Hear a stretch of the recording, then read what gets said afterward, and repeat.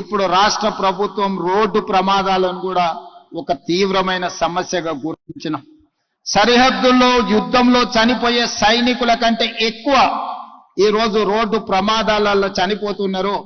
మా సహచర మంత్రివర్గ మిత్రులు కోమటిరెడ్డి వెంకటరెడ్డి గారి కుమారుడు రోడ్డు ప్రమాదంలో చనిపోయి ఈ రోజుకి కోమటిరెడ్డి వెంకటరెడ్డి గారు ఆ దుఃఖం నుంచి తేరుకోలేకపోయిండు. మరొక మా సహచర మంత్రివర్గ సభ్యుడు India cricket captain Mohammad Azharuddin కొడుకు రోడ్ యాక్సిడెంట్ లో చనిపోయిండు. వారు కూడా ఈ రోజుకు ఆ దుఃఖం నుంచి తేరుకోలేదు. బాబు మోహన్, కోట శ్రీనివాసరావు లాంటి సినిమా కళాకారుల పిల్లలు కూడా రోడ్ యాక్సిడెంట్లలోనే చనిపోయినారు. ఈ మధ్య కాలంలో పోలీసు అధికారులు కూడా రోడ్డు ప్రమాదాలలో చనిపోయినారు. రోడ్డు ప్రమాదం మన తప్పిదం వల్ల జరగకపోవచ్చు, ఎదురున్నవాడు తప్పు చేస్తే కూడా శిక్ష మనకు పడే అవకాశం ఉంది. దీనికి ప్రధానమైన కారణం మైనర్లు ఇంట్లో తల్లిదండ్రులు వాహనం ఇవ్వడం వల్ల రోడ్డు మీదకి వచ్చి అవగాహన లేకుండా వాహనాలు తోలడం. రెండు, డ్రంక్ అండ్ డ్రైవ్. వాళ్ళ సంతోషం కోసం, క్షణికమైన ఆనందం కోసం వాళ్ళు చేసే పార్టీలో లేకపోతే ఇతర వ్యసనాల వల్ల తాగి బండి నడపడం వల్ల వాళ్ళకే కాదు ఎదురుగుండే వాళ్ళకు కూడా ఈ రోజు ప్రమాదం జరుగుతున్నది. కాబట్టి ఈ రోజు మైనర్లు బండ్లు నడపడం లేదా డ్రంక్ అండ్ డ్రైవ్ లో బండ్లు నడిపే వాళ్ళని నియంత్రించాల్సిన బాధ్యత పోలీసుల మీద ఉన్నది. వాళ్ళ మీద కఠినంగా కూడా వ్యవహరించాలి. స్పీడింగ్ తోని మీరు చలానాలు వేస్తున్నారు, కానీ సంవత్సరం అయిన తర్వాత డిస్కౌంట్స్ ప్రకటిస్తున్నారు. దానివల్ల ఎలాగూ తగ్గిస్తారు కదా, మళ్ళీ చూద్దాంలే అన్న వ్యవస్థ ఈ రోజు ఒక సమస్యగా మారింది. అందుకే పోలీస్ సిబ్బందికి శాఖకు నేను సూచన చేస్తున్నా, ఈ చలాన్స్ వెయ్యడం అనేది వెయ్యకుండానే నియంత్రించి వాళ్ళకు అవగాహన కల్పించాలి. తప్పని పరిస్థితిలో ఎవరి మీదైనా చలానా వేస్తే ఒక్క పైసా తగ్గించకండి. మూడవది, వాళ్ళ బ్యాంక్ అకౌంట్స్ తోని డైరెక్ట్ గా డిపార్ట్మెంట్ కి సింక్రనైజ్ చేయండి.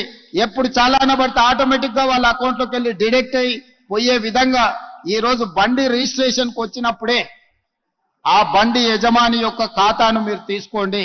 బ్యాంక్ అకౌంట్ ను అటాచ్ చేయండి. ఏ బండి అయితే స్పీడింగ్ చేస్తుందో, ఏ బండి అయితే సిగ్నల్ జంప్ చేస్తుందో, ఏ బండికి అయితే చలానా పడుతుందో ఆటోమేటిక్ గా ఆ యజమాని అకౌంట్ లో నుంచి నగదులు బదిలీ అయ్యే విధంగా మీరు ఈరోజు టెక్నాలజీని వాడుకోండి. బ్యాంకులను కూడా సమన్వయం చేసుకోండి. లేకపోతే ఈ ప్రమాదాలను నియంత్రించడం కష్టమవుతుంది. ఇలాంటి ప్రమాదాలకు పాల్పడే వాళ్ళ పట్ల కఠినంగా వ్యవహరించాలి. పిల్లలకు వాహనాలు ఇచ్చి ప్రమాదాలకు కారణమైతే వాహన యజమాని మీద కూడా కేసులు కట్టాలి. అప్పుడే చిన్నపిల్లలకు అందుబాటులో వాహనాలు పెట్టడం మానేస్తారు. ఇవన్నీ జరగాలంటే ప్రాథమిక విద్యలోనే పిల్లలకు అవగాహన కల్పించాలి. ఈరోజు పోలీసుతో పాటు రవాణా శాఖకు సంబంధించిన వాళ్ళు కూడా హెవీ లోడ్ ఈ మధ్యకాలంలో చూసినాం. ఒక క్రషర్, ఒక టిప్పర్ హెవీ లోడ్ తో తీసుకెళ్లి ఆర్టీసీ బస్సును గుద్దితే 30-40 మంది బస్సులో ఉండే అమాయకులు చచ్చిపోయినారు. అంటే ఇట్లాంటివి మనకు సంబంధం లేకపోయినా, మనం తప్పు చేయకపోయినా ఎదురుగుండే వాళ్ళ తప్పుల వల్ల మన ప్రాణాలు కోల్పోతున్నాం. దీన్ని నియంత్రించాల్సిన బాధ్యత ప్రభుత్వం మీదనే, రవాణా శాఖ, పోలీస్ శాఖ సిబ్బంది మీద ఉన్నది. అందుకే రవాణా శాఖ, పోలీస్ శాఖ ఈ రోజు ఒక అవగాహనతో ముందుకు వెళ్ళాలి. రాష్ట్ర ప్రభుత్వంలో రోడ్ సేఫ్టీ అథారిటీ ఉన్నది. ఒక అడిషనల్ డీజీ ఆఫీసర్ నేస్తున్నాం. ఆ పోస్టింగ్ ఎలా ఉందంటే పనిష్మెంట్ పోస్టింగ్ కింద వేసినట్టుగా ఉంది. చాలా మంది ఆ పోస్ట్ అయ్యంగానే అతన్ని పనిష్మెంట్ కింద వేసినట్టుగా భావిస్తున్నారు. ఇప్పటి నుంచి దాన్ని రివైవ్ చేయదలుచుకున్నాము. ఈ రోజు ఏదైతే ట్రాఫిక్ పోలీస్ డిపార్ట్మెంట్ ఉందో కన్సర్న్ కమిషనర్స్ దగ్గర ఒక వింగ్ కింద పనిచేస్తుంది. ఆ వింగ్ ఎలా ఉందంటే కమిషనర్ గారు ఒకవేళ ప్రత్యేకమైన శ్రద్ధ చూపిస్తే తప్ప ఈ ట్రాఫిక్ నియంత్రించడానికి కష్టం అవుతుంది. It is like an sixth finger. అట్లా కాకుండా అడిషనల్ డీజీ స్థాయిలో డీజీపీ తర్వాత ఈ రోడ్ సేఫ్టీ అండ్ ట్రాఫిక్ కు సంబంధించి DGR additional DG cadre officer నేసి కంప్లీట్ గా ఒక స్ట్రక్చర్ ను తయారు చేసి ఎక్కడ కూడా సిగ్నల్ జంప్ చేసినా, స్పీడింగ్ చేసినా, ఎక్కడైతే ట్రాఫిక్ జామ్లు ఉన్నాయో, ఫ్రీ లెఫ్ట్ ఎక్కడైతే ప్రాబ్లం అవుతున్నదో అన్ని సీసీ కెమెరాలు పెట్టి అన్ని మున్సిపల్ కార్పొరేషన్స్ ఏరియాలో, హైదరాబాద్ నగరంలో ఆల్రెడీ మనం గూగుల్ సంస్థతో ఒక ఎంఓయూ చేసినాం ఈ ట్రాఫిక్ సిస్టమ్ అంతా స్టడీ చేసి ఫీడ్బ్యాక్ ఇవ్వడానికి. ఈ రోజు మన కమాండ్ కంట్రోల్ రూమ్ ఉన్నది బంజారాహిల్స్ లో. అన్నిటిని కూడా సాంకేతిక నైపుణ్యంతో ఈ సాంకేతిక నైపుణ్యాన్ని ఉపయోగించుకొని ఈ వ్యవస్థను బలోపేతం చేయాల్సిన అవసరం ఉంది.